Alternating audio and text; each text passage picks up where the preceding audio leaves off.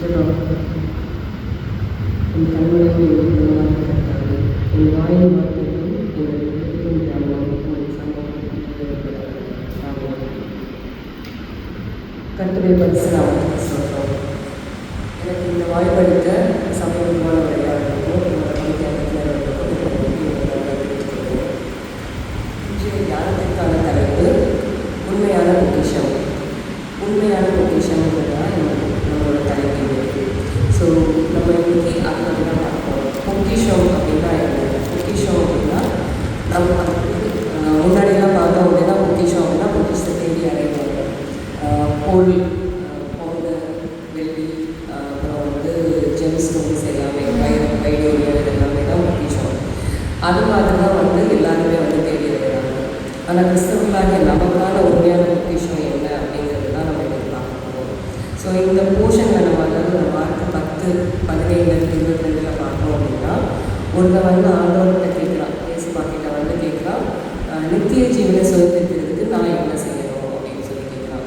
So அவன் வந்து அதில் வந்து இன்னொருத்தில் பார்த்தோம் அப்படின்னா மத்தேயுவிலையோ லூக்காலையோ வந்து என்ன கொடுத்துருக்கு அப்படின்னா அவன் வந்து ஆஸ்தி உள்ளவன், ரொம்ப நியாயசாஸ்திரியாக இருக்கிறான், அவனுக்கு வந்து எல்லாமே இருக்குது. ஸோ அவன் வந்து எல்லா விதத்துலையுமே வந்து அவனுக்கு எந்த தேவையுமே இல்லை, பணம் பொருள் எல்லாமே அவன்கிட்ட இருக்குது. ஆனாலும் அவன் போய் ஆண்டவர்கிட்ட என்ன கேட்குறான் அப்படின்னா நித்திய ஜீவனை சுதந்திரத்துக்கு நான் என்ன பண்ணணும் அப்படின்னு சொல்லி கேட்குறான். ஸோ அவனுக்கு வந்து என்ன தெரிஞ்சிருக்கு அப்படின்னா என்கிட்ட எல்லா இருந்தும் வந்து எனக்கான பொக்கிஷம் வந்து இந்த உலகத்துக்கானது இருக்குது, ஆனால் வறுமைக்கான பொக்கிஷம் அப்படிங்கிறது எனக்கு இன்னும் தேவை. அது என்ன அப்படின்னா நித்திய ஜீவன். ஸோ நித்திய ஜீவனை சொல்றதுக்கு அவனே போய் என்ன வேணும் கேட்கும்போது ஆண்டவர் அவன்கிட்ட என்ன சொல்கிறாரு அப்படின்னா நீ வந்து என்ன நல்லவன் சொல்கிறார். அவங்க என்ன கேட்பான் அப்படின்னா நல்ல போதகரே அப்படின்னு சொல்கிறாரு. நீ ஏன் என்ன நல்லவன் சொல்கிற? தேவன் ஒருவரை தவிர யாரும் இல்லை, வேறு யாருமே வந்து நல்லவன் இல்லை அப்படின்னு சொல்லி சொல்கிறாரு. அப்படின்னா என்ன அப்படின்னா ஆண்டவர் இயேசுப்பா வந்து அவரையே வந்து நான் நல்லவன் இல்லை, ஆண்டவர் ஒருவர் தான் வந்து நல்லவர் அப்படின்னு சொல்லி சொல்கிறாரு. அது இல்லாமல் அடுத்து என்ன சொல்கிறாரு அப்படின்னா 19வது வசனத்தில் விபச்சாரம் செய்யாதிருப்பாயாக, கொலை செய்யாதிருப்பாயாக, களவு செய்யாதிருப்பாயாக, பொய் சாட்சி சொல்லாதிருப்பாயாக, வஞ்சனை செய்யாதிருப்பாயாக, உன் தகப்பனையும் தாயும் கனம் பண்ணுவாயாக என்ற கற்பனைகளில் அறிந்திருக்கிறாயே அப்படின்னு சொல்லி சொல்கிறாரு. ஸோ இது எல்லாமே வந்து மோசே நமக்கு கொடுத்த கற்பனைகள். இது எல்லாமே வந்து நீ அறிஞ்சிருக்கிறீங்கள அப்படின்னு சொல்லி கேட்குறாரு. ஸோ அதை சொன்ன உடனே அவன் என்ன சொல்கிறான் அப்படின்னா இது எல்லாத்தையுமே நான் வந்து என் சின்ன வயசுலேருந்து நான் வந்து என்ன பண்ணிட்டு இருக்கிறேன், கடைப்பிடிச்சிட்டு தான் இருக்கிறேன் ஆண்டவரே அப்படின்னு சொல்லி சொல்கிறான். அது சொன்னதுக்கப்புறமும் வந்து ஆண்டவர்கிட்ட வந்து அவன் கேட்குறான் அப்படின்னா இந்த எல்லா ரூல்ஸும் அவன் வந்து ஃபாலோ பண்ணிட்டு இருக்கான். பண்ணிட்டு இருந்துமே வந்து அவன் வந்து ஆண்டவர்கிட்ட போய் என்ன கேட்குறான், நித்திய ஜீவனை சொல்றதுக்கு நான் என்ன பண்ணணும் அப்படின்னா அப்போ அவனுக்கு வந்து அதுலேயுமே வந்து என்ன பண்ணல, திருப்தி இல்லை. ஒரு திருப்தி இல்லாதனால தான் அவன் என்ன பண்ணுறான், திரும்பியும் ஆண்டவர்கிட்ட கேட்குறது இருக்கான் இந்த ஒரு கேள்வியை. ஸோ இது எல்லாமே வந்து அவன் ஃபாலோ பண்ணிட்டு இருக்கான் அப்படின்னா அவன் வந்து சின்ன வயசுலேருந்து கற்பனை பண்ணிட்டு இருக்கேன் அப்படிங்கும்போது அவனுக்கு வந்து ஒரு மன திருப்தி இருந்திருக்கணும். நான் வந்து கண்டிப்பாக வந்து மறுபடியும் பிரவேசிப்பேன் அப்படிங்கிற திருப்தி இருந்திருக்கணும். அந்த திருப்தி அவனுக்கு இல்லை. ஸோ ஆண்டவர் என்ன சொல்கிறாரு அடுத்த வசனத்தில் பார்த்தீங்க அப்படின்னா 21வது வசனத்தில் அவன் மேலே வந்து அன்பு கூறுது அப்படின்னு சொல்லி சொல்கிறாரு. இது எல்லாமே ஃபாலோ பண்ணுறான் அப்படிங்கும்போது அவருக்கு ஆண்டவருக்கு அவன் மேலே வந்து அன்பு வந்துருச்சு. ஸோ அன்பு கூறுது என்ன சொல்கிறாரு அப்படின்னா உன்னிடத்தில் ஒரு குறைவு உண்டு, நீ போய் உனக்கு உண்டானவைகளை எல்லாம் விற்று தரித்திரருக்கு கொடு, அப்பொழுது பரலோகத்திலே உனக்கு பொக்கிஷம் உண்டாயிருக்கும், பின்பு சிலுவையை எடுத்துக்கொண்டு என்னை பின்பற்றி வா அப்படின்னு சொல்கிறாரு. ஸோ இதுலேருந்து என்ன தெரியுது அப்படின்னா அவன் வந்து எல்லாத்தையும் ஃபாலோ பண்ணணும். நம்ம எல்லாத்தையும் ஃபாலோ பண்ணுறோம். ஃபார் எக்ஸாம்பிள் நம்ம வந்து சர்ச்சுக்கு வருவோம், பைபிள் வாசிப்போம், ஜெபம் பண்ணுவோம், தசமபாகம் பண்ணுவோம், காணிக்கை கொடுப்போம், இது எல்லாமே செய்வோம். இது எல்லாம் செஞ்சாலுமே வந்து நமக்கு வந்து நித்திய ஜீவன் கிடைக்குமா அப்படின்னா இல்லை. ஆண்டவர் என்ன சொல்கிறாரு அப்படின்னா இது எல்லாத்தையும் நீ விற்று என்ன பண்ண, தரித்திரருக்கு கொடு, அதுக்கப்புறமா வந்து என்ன பண்ணு, என்னை பின்பற்றி வா அப்படின்னு சொல்லி சொல்கிறாரு. ஸோ இதில் வந்து என்ன அப்படின்னா உடனே அவன் வந்து அந்த அடுத்த வார்த்தை பார்த்தீங்க அப்படின்னா அவன் மிகுந்த ஆஸ்தி உள்ளவனாக இருந்தபடியால் இந்த வார்த்தையை கேட்டு மனமடிந்து துக்கத்தோடே போய்விட்டான் அப்படின்னு சொல்லியிருக்கு. ஸோ அவனுக்கு வந்து எல்லா சொத்தும் இருக்குது. அவன் வந்து என்ன பண்ணுறான், சின்ன வயசுலேருந்தே நியாயப்பிரமாணத்தில் இருக்கிற எல்லாத்தையுமே வந்து கை கொண்டுட்டு இருக்கான். ஆனாலும் வந்து அவன் என்ன ஆகிட்டான்னா நீ இதெல்லாம் விட்டு தரித்திரத்துக்கு கூடு அப்படின்னு சொன்னவொடனே வந்து அவன் மனசு உடஞ்சி போயிடுச்சு. என்னன்னா நம்மகிட்ட இருக்கிற எல்லாத்தையுமே விட்டு என்ன பண்ண சொல்கிறாரு ஆண்டவர், தரித்திரத்துக்கு கொடுக்க சொல்கிறாரு அப்படின்னு சொல்லிட்டு துக்கத்தோட போய்விட்டான் அப்படின்னு சொல்லியிருக்கு. ஸோ போயிட்டான் அப்படின்னு தான் சொல்லியிருக்கிறாங்க. ஸோ இப்போ இருக்கிற காலகட்டத்தில் அப்படி தான் இருக்கிறோம். எல்லாருமே நம்ம என்ன பண்ணுறோம் அப்படின்னா பணத்தை தேடி பொருள் தேடி அதை தேடி ஓடுறோமே தவிர நம்ம என்ன பண்ணுறோம், நம்ம வந்து நம்மளோட பசங்களுக்கு சேர்த்து வைக்கிறோம், நான் இருக்கிறதுக்கு வீடு, நான் எனக்கு தேவையானதுக்கு வந்து செலவுக்கு பணம் அப்படின்னு சொல்லி அக்கௌண்ட்டில் சேர்த்து வைக்கிறோம், நம்ம இதெல்லாம் பண்ணுறோம். ஸோ இதை பின்னாடி தான் ஓடுறோம்னு வச்சு ஆண்டவர் சொன்ன மாதிரி அது எல்லாத்தையும் விற்று தடுத்துருக்கணும். ஆனால் அதில் வந்து கொடுத்துருக்கிற மாதிரி எல்லாத்தையும் விற்று தடுத்துட்டு கொடுக்கணும்னு கூட அவசியம் இல்லை. லூக்கா 3:11 சொல்லியிருக்கு, 2 அங்கிகளை உடையவன் 1 அங்கியை கொடுக்க கடவன், ஆகாரம் உடையவனும் அப்படியே செய்ய கடவன் அப்படின்னு சொல்லியிருக்கு. ஸோ 2 வச்சிருக்கிறோம் அப்படின்னா 1 கொடுக்கணும்.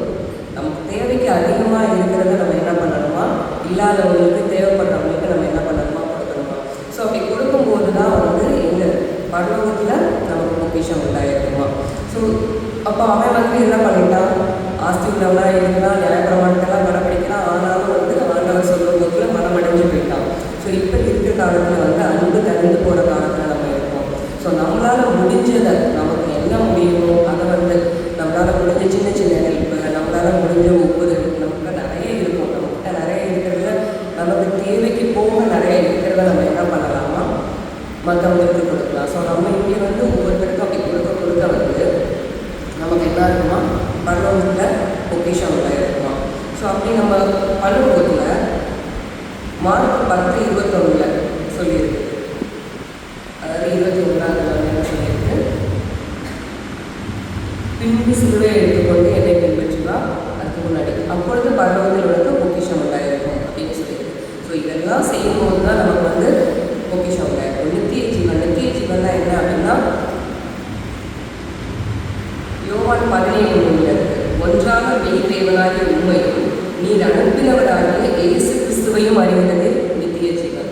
ஸோ ஆண்டவரை நம்ம அறியணும் அப்படின்னா நம்ம ஆண்டவரோட பாதையில் நடக்கணும். ஸோ அவரோட பாதையில் நம்ம நடக்கிறோம் அப்படின்னா மட்டும்தான் நம்ம வந்து என்ன பண்ண முடியும், நித்திய ஜீவனை சுதந்திரித்துக் கொள்ள முடியும். ஸோ இது இல்லாமல் இன்னொரு வசனத்தை என்ன கொடுத்துருக்கு, மத்தேயு 22:40 பையன் வந்து நமக்கு வந்து ஸ்டார்ட் பண்ணும்போதுல மாறாமல் என்ன சொன்னாங்க, 2 கற்பனைகள், பிரதான கற்பனைகள். அது 40க்கு முன்னாடி படிச்சிங்க அப்படின்னா உங்களுக்கு தெரியும். நம் தேவனாகிய கர்த்தரிடத்தில் நம் முழு இருதயத்தோடும் நம் முழு ஆத்மாவோடும் முழு மனதோடும் அன்பு கூறுவதே முதலாம் பிரதான கற்பனை. இதற்கு ஒப்பாயிருக்கிற 2வது கற்பனை என்னவென்றால், உன்னிடத்தில் அன்பு கூறுவது போல பிறனிடத்திலும் அன்பு கூறுவாயாக அப்படின்னு கொடுத்துருக்கு. 22:40 என்ன கொடுத்துருக்குன்னு பாருங்களேன். இந்த 2 கற்பனைகளிலேயே நியாயப்பிரமாணம் முழுவதும் தீர்க்க தரிசனங்களும் அடங்கி இருக்குது அப்படின்னு சொல்லியிருக்காரு. ஸோ ஃபர்ஸ்ட் கற்பனை கூட நம்ம ஃபாலோ பண்ணிடலாம். ஆண்டவரை வந்து நம்ம முழு மனசோட தேடணும், முழு இதயத்தோடு தேடணும், முழு ஆத்மாவோட தேடணும், முழு உள்ளத்தோடு தேடணும் போது நம்ம என்ன பண்ணுவோம், நான் வந்து ஆண்டவருக்கான டைம் நான் கொடுக்குறேன், காலையில் எழும்புறேன், ஜெபம் பண்ணுறேன், பைபிள் வாசிக்கிறேன், நான் வந்து ஒரு நாளில் வந்து 8 மணி நேரம் வந்து வேலைக்கு செலவு பண்ணுறேன் அப்படின்னா 3 மணி நேரம் ஆண்டவருக்காக செலவு பண்ணுறேன், துதிக்கிறேன், ஸ்தோத்திரம் பண்ணுறேன், ஜெபம் பண்ணுறேன், பாட்டு பாடுறேன், இது எல்லாமே பண்ணுறேன், இது எல்லாமே நான் ஆண்டவருக்காக தானே செய்கிறேன் அப்படின்னு நம்ம ஃபஸ்ட் கற்பனை ஃபாலோ பண்ணுறது கூட வந்து ஈஸி. ஆனால் அந்த 2வது கற்பனை, உன்னிடத்தில் அன்பு கூறுவது போல பெருநிடத்திலும் அன்பு கூறுவாயாக, இந்த கற்பனையை நம்ம ஃபாலோ பண்ணுறது ரொம்பவே கஷ்டம். ஏன்னா நம்ம மேலே அன்பு கூடுற மாதிரி மற்றவங்க மேலே அன்பு கூறுவோமா அப்படின்னா அது வந்து 1%, 2% கூட வந்து கஷ்டம்தான். நமக்கு நம்மளை பிடிச்ச மாதிரி மற்றவங்களுக்கு பிடிக்குமா, அது வந்து விஷயமா. ஸோ இந்த வார்த்தை வந்து ஆண்டவர் நமக்காக பண்ணுறாரு. கரெக்டாக அவர் வந்து நம்ம மேலே வந்து அன்பு கூறுறாரு. அவர் மேலே அன்பு கொடுத்த மாதிரி நம்ம மேலே அன்பு கூறுறதுனால தான் நம்மளோட பாவத்துக்காக என்ன பண்ணுறாரு, ஆண்டவர் அவரோட உயிரையே கொடுத்தாரு.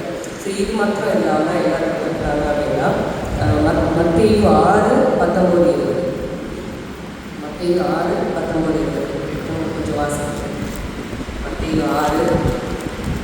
6:19-20 பூமியிலே உங்களுக்கு பொக்கிஷங்களை சேர்த்து வைக்க வேண்டாம். இங்கே பூச்சியும் புழுவும் அவைகளை பெருக்கும்.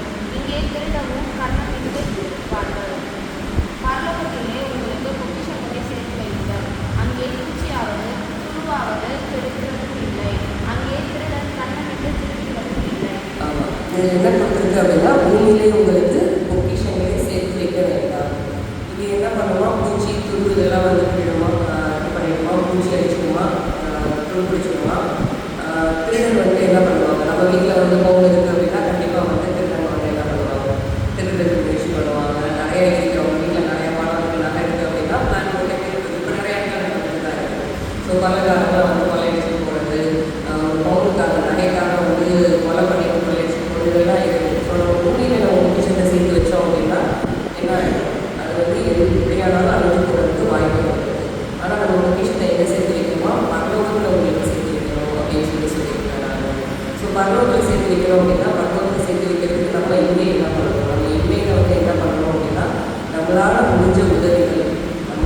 முடிஞ்ச நன்மை இதெல்லாம் செஞ்சு நம்ம ஆண்டவராக இயேசு கிறிஸ்துவோட வழியை நம்ம நடக்கணும் அப்படின்னா மட்டும்தான் வந்து நம்ம என்ன பண்ண முடியும், பரலோகத்தில் நம்மளோட பொக்கிஷத்தை சேர்த்துக்க முடியும். ஸோ நம்ம இந்த ரெண்டு கற்பனைகள் பிரதான கற்பனைகள் கொடுத்துருக்கிற மாதிரி ஆண்டவரை ஒரு ஃபஸ்ட்டு ஒரு மனசோட முடியத்தோட ஒரு தேடணும்.